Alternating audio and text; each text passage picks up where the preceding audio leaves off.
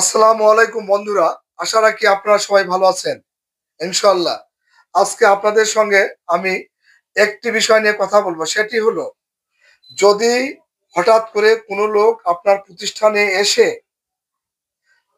Sunglass পরা, মুখে mask পরা এসে আপনার প্রতিষ্ঠানে কোনো পণ্য কিনবে অথবা ১,০০০ টাকার নোট দিয়ে আপনাকে বলবে, ভাই আমি একটু সমস্যায় পড়ে গেছি, এই টাকাটি আমাকে একটু খুচরা বা ভাঙতি দেন। তখন আপনি মানবিক কারণে হয়তো তার কাছে টাকাটি নিয়ে খুচরা দেওয়ার চেষ্টা করবেন এবং হাতের ভিতরে নিয়ে সামনে ধরবেন যে টাকাটা আসলে জাল কিনা বা অরিজিনাল কিনা। তখনই আপনি সেন্সেস হয়ে যাবেন। এখানে চেতনানাশক মেডিসিন মেশানো থাকে। সাথে সাথে আমি অজ্ঞান হয়ে যাব। অজ্ঞান হওয়ার পরে আপনার আমার সঙ্গে থাকা পকেটে বা ড্রয়ারে যে টাকা পয়সা আছে এবং মানি ব্যাগ এবং টাচ ফোনটি সঙ্গে সঙ্গে নিয়ে এরা উধাও হয়ে চলে যাবে। এরকম ঘটনা বর্তমান অহরহ ঘটছে।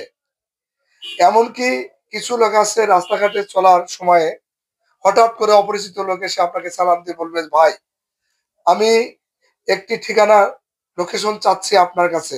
আমার কাছে একটি কাগজ আছে, ঠিকানা আছে, আমি চিনতে পারতেছি না, বা আপনি যদি চিনে থাকেন আমাকে একটু দয়া করে এই ঠিকানাটা আমাকে বলে দিন। তখন আপনাকে পকেট থেকে কাগজটি দিয়ে বলবে যে আপনি ভাই একটু দয়া করে কাগজটি পড়ে আমাকে শোনান।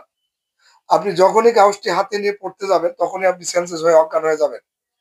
আপনার কাছে থাকা টাকা পয়সা, মোবাইল সবকিছু ছিনিয়ে নিয়ে তারা লোপাট হবে। আপনি সেন্সলেস হয়ে যাবেন, অজ্ঞান হয়ে যাবেন। অতএব আপনার আমার অবশ্যই যাদের প্রতিষ্ঠান আছে, অবশ্যই আমরা যে কোনো লোক সানগ্লাস পরা, মুখে মাস্ক পরা লোক আসলে যখন পণ্য কিনবে ১,০০০ টাকার নোট দিবে তখনই বুঝে নিতে হবে যে এ একজন দুষ্কৃতিকারী, অজ্ঞান পার্টির লোক। এটা বুঝে নিতে হবে। ঠিক।